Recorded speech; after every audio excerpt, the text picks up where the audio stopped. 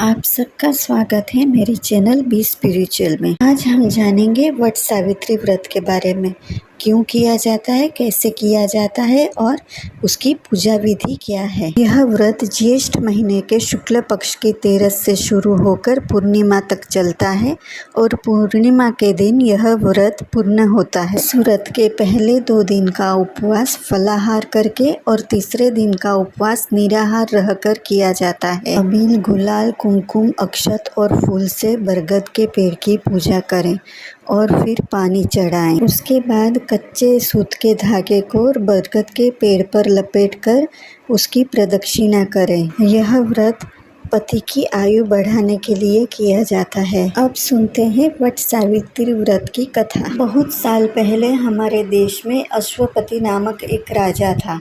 उसकी रानी का नाम मंगला। राजा रानी उदार, दयालु और परोपकारी थे। उनके राज्य की प्रजा सर्व रूप से सुखी और खुश थी, क्योंकि उनके राजा के दरबार में प्रत्येक को समान न्याय मिलता था और राजा रानी अपनी प्रजा को संतान समझकर माता पिता के समान प्रेम करते थे। राजा रानी सभी बातों से सुखी थे, परंतु उन्हें एक ही बात का दुख था कि उन्हें कोई संतान न थी। एक दिन उस राजा के घर देवर्षि नारद पधारे।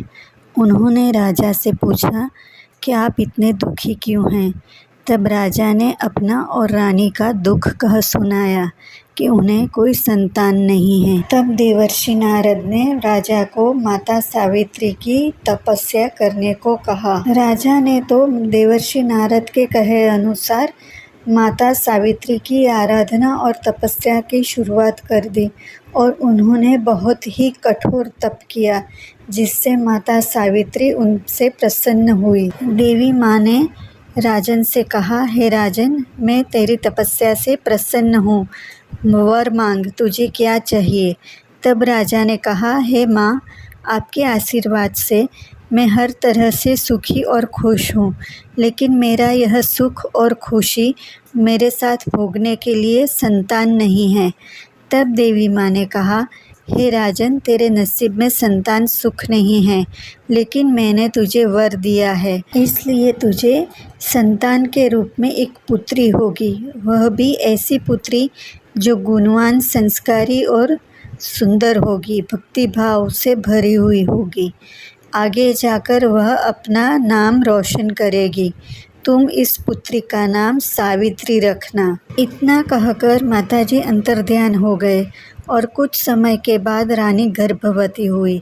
पूरे 9 महीने के बाद एक सुंदर सी पुत्री को जन्म दिया। राजकुमारी सच में बहुत ही सुंदर थी।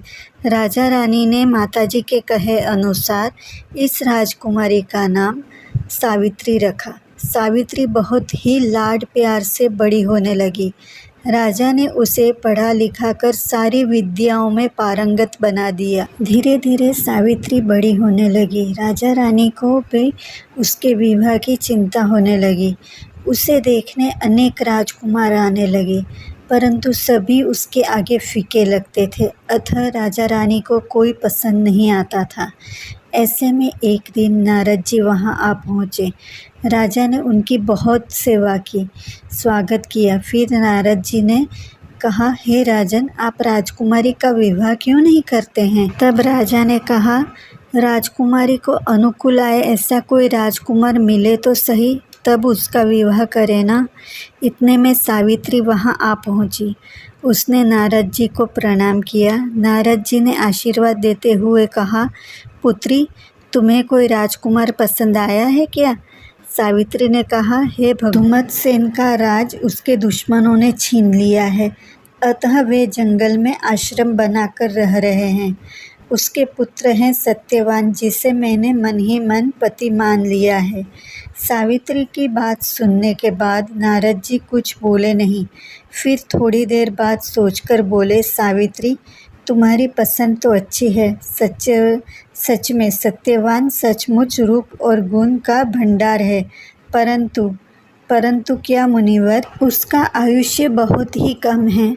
अब मात्र वह 1 ही वर्ष जिएगा। यह सुनकर तो राजा रानी के सिर पर तो जान मानो दुखों का पहाड़ टूट पड़ा। वे कुछ देर तो स्तब्ध बैठे रहे। फिर राजा रानी ने पुत्री सावित्री को समझाया कि पति के रूप में किसी और राजकुमार को पसंद करे, लेकिन सावित्री मानी नहीं। वह अपने फैसले पर अटल रही। अतः राजा रानी मान गए। नारद जी का धैर्य भी हार गया, अतः वह नारायण नारायण करते हुए चल गए। फिर राजा अश्वपति जंगल में स्थित धुमतसेन के आश्रम में गए। धुमतसेन और उनकी पत्नी दोनों अंध थे, अतः वे राजा को पहचान न पाए। राजा धुमतसेन के पास गए और बोले, हे राजन, मेरा नाम अश्वपति है। मैं इस राज्य का राजा हूँ। मैं अपनी पुत्री सावित्री का हाथ आपके पुत्र सत्यवान को सौंपना चाहता हूँ। यह सुनकर अंध राजा धुमतसेन को बहुत ही आश्चर्य हुआ। वे बोले, हे राजन, आप तो जानते हैं कि मैं वृद्ध और अंध हूँ, फिर मैं राज्य विहीन राजा हूँ। मैं अपनी पत्नी और पुत्र सत्यवान, हम तीनों इस जंगल में आश्रम बांधकर रह रहे हैं। अभी हमारे पास कोई संपत्ति भी नहीं है। मेरा पुत्र सत्यवान जंगल में से लकड़े काटकर उसे बेचकर हमारा गुजरान चला रहा है, जबकि आपकी पुत्री तो एक राजकुमारी है। वह बचपन से ही राजमहल में बड़ी हुई है। उसने कभी ऐसे दुख सहे नहीं हैं। फिर स्वयं जानबूझकर ऐसे जंगल में दुख सहने के लिए क्यों तैयार हुए? तब राजा अश्वपति बोले, महाराज, सावित्री स्वयं ही आपके पुत्र से विवाह करने के लिए तैयार हुई है, फिर आपको क्या आपत्ति है? तब राजा महाराज बोले, नहीं, मुझे तो कोई आपत्ति नहीं है, मगर अभी सावित्री नादान है। वह अपने भविष्य का सोच नहीं सकती, अतः हमें उसे समझाना चाहिए। परंतु सावित्री अपनी बात में अटल है। सत्यवान के अलावा किसी पुरुष से वह विवाह करने को तैयार नहीं है। अरे, जैसी हरि की इच्छा। मुझे तो सावित्री जैसी पुत्रवधू मिले, यह तो बड़ी खुशी की बात है। खुशी से मेरे पुत्र सत्यवान के साथ आपकी पुत्री का विवाह करवाइए। वह तो बहुत ही खुश हो गया। कुछ दिन के बाद शुभ मुहूर्त देखकर अश्वपति राजा ने अपनी पुत्री सावित्री का सत्यवान के साथ धूमधाम से विवाह करवा दिया। राजा रानी बाहर से खुश दिखते थे, परंतु अंदर से बहुत ही चिंतित थे। राजा ने अपनी पुत्री सावित्री को कन्यादान में बहुत ही सामान और धन दिया। इस आश्रम में सत्यवान और सावित्री बहुत ही आनंद में अपनी दिन बिताने लगे।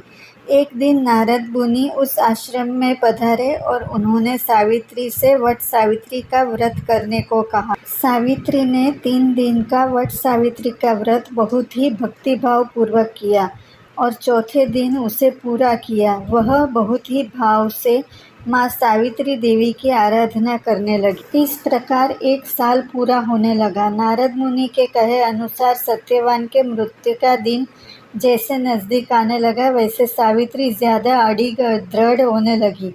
आज सत्यवान की मृत्यु का दिन आ गया। उस दिन सावित्री ने सावित्री देवी का ध्यान किया। सुबह से ही सत्यवान लकड़ियाँ काटने के लिए जंगल में जाने की तैयारी करने लगा। सावित्री की इच्छा थी कि आज पूरा दिन अपने स्वामी के साथ रहे, अतः उसने सत्यवान के साथ जंगल में जाने की इच्छा की। सत्यवान अपने साथ सावित्री को भी जंगल में ले गए। सत्यवान और सावित्री दोनों बातें करते हुए जंगल में एक सूखे पेड़ के ठूठे के पास आकर रुके। सत्यवान ने उस पेड़ पर कुल्हाड़ी का प्रहार करने को गया कि अचानक उसको पेट में दुखने लगा। वह जमीन पर गिर गया और बेहोश हो गया। सावित्री अपने स्वामी का सिर गोद में लेकर भाल पर हाथ फेरने लगी। इतने में एक भयानक काले रंग वाला तेजस्वी और विशाल आकृति वाला पुरुष आकर खड़ा हो गया। सावित्री उसे देखकर जरा भी डरी नहीं। उल्टा सावित्री ने उससे पूछा, आप कौन हैं और यहाँ क्यों खड़े हैं? उस पुरुष ने कहा, मैं यमराज हूँ, तुम्हारे पति के प्राण लेने के लिए आया हूँ।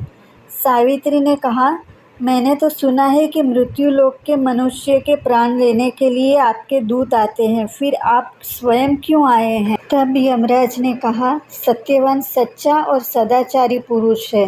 अतः उसके जीवन को ले जाने के लिए मेरे दूतों का काम नहीं है। ऐसे पवित्र पुरुषों को लेने के लिए मैं स्वयं ही आया हूँ। ऐसा कहकर यमराजा ने सत्यवान के प्राण हर लिए और चलने लगे। सावित्री अपने पति के मृतदेह को पेड़ के नीचे रखकर दुखी होकर रोती हुई यमराजा के पीछे पीछे जाने लगी। सावित्री को पीछे आते देख यमराज बोले, हे पुत्री, अब पीछे आना व्यर्थ है, क्योंकि यहाँ मनुष्य की हद पूरी होती है। तुम पीछे जाओ। विधि विधाता के लेख मिथ्या नहीं हो सकते, अतः अब तुम्हारा शोक करना व्यर्थ है। यमराज, मेरी श्रद्धा और संकल्प दोनों दृढ़ हैं। मैं अपने पति के साथ ही रहूंगी। 7 कदम चलने वाले को मित्र का अधिकार मिलता है, जबकि मैं तो आपके साथ अनेक कदम चली हूँ, अतः आप मेरे मित्र बने हैं। मेरा पतिव्रता धर्म निभाने से आप मुझे कैसे रोक सकेंगे? यह सुनकर यमराज प्रसन्न हुए। वे बोले, पुत्री, तुम्हारे मधुर और सत्य वचनों से मैं प्रसन्न हुआ हूँ। तुम्हारे पति के जीवन के अलावा कोई भी वरदान मांगना हो तो मांग लो। सावित्री बोली, मेरे ससुर जी का अंधापन दूर हो जाए और उन्हें सूर्य जैसी तेजस्वी आंखें दीजिए। तब यमराज बोले, तथास्तु, परंतु अब तुम वापस लौट जाओ। तब सावित्री बोली, हे यमराज, अब मेरे लिए वापस लौटना असंभव है। जहाँ मेरे पति वहाँ मैं। यही नारी का सच्चा धर्म है। फिर सत्पुरुषों का सत्संग कभी व्यर्थ नहीं जाता। तो फिर क्या आपका सत्संग व्यर्थ जाएगा? यमराज प्रसन्न होकर बोले, पुत्री, तुमने मुझे धर्म के बारे में सच्ची समझ दी है। तुम्हारी चालाकी से मैं खुश हुआ हूँ। तुम अपने पति के प्राण के अलावा कुछ भी मांग। तब सावित्री ने कहा, हे यमराज, मेरे ससुर जी का छीना हुआ राज्य वापस लौट आइए और मेरे स्वामी आपके धर्म के लिए मेरा त्याग न करे, ऐसा वरदान दीजिए। यमराज ने कहा, तथास्तु, परंतु अब तो तुम वापस लौट जाओ।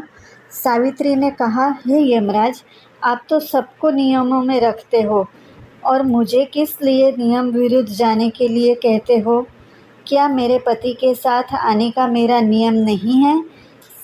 यमराज ने कहा, सावित्री, तुम्हारी तर्क बुद्धि वाणी ने मुझे वचन से बांध लिया है। अपने पति के जीवन के अलावा जो भी चाहिए वह वरदान मांग लो।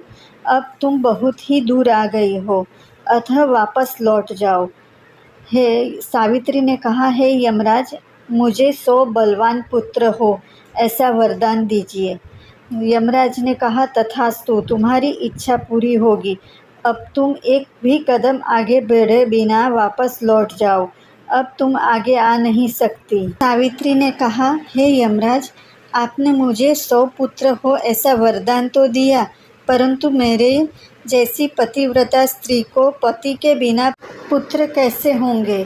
तब यमराज ने कहा, सावित्री, तुमने तो सचमुच अपनी बुद्धि चातुर्य और तर्कयुक्त वाणी से मुझे हराया है। मैं तुम्हारे चातुर्य से खुश हुआ हूँ। जा, तुम्हें तुम्हारा पति वापस देता हूँ और उसे 400 साल की आयु भी देता हूँ। ऐसा कहकर यमराज सावित्री को आशीर्वाद देकर खाली हाथ लौट गए। सावित्री जिस पेड़ के नीचे अपने पति की लाश पड़ी थी वहाँ आई और उनका सिर अपनी गोद में लिया और तुरंत ही सत्यवान अंगड़ाई लेकर उठ गया।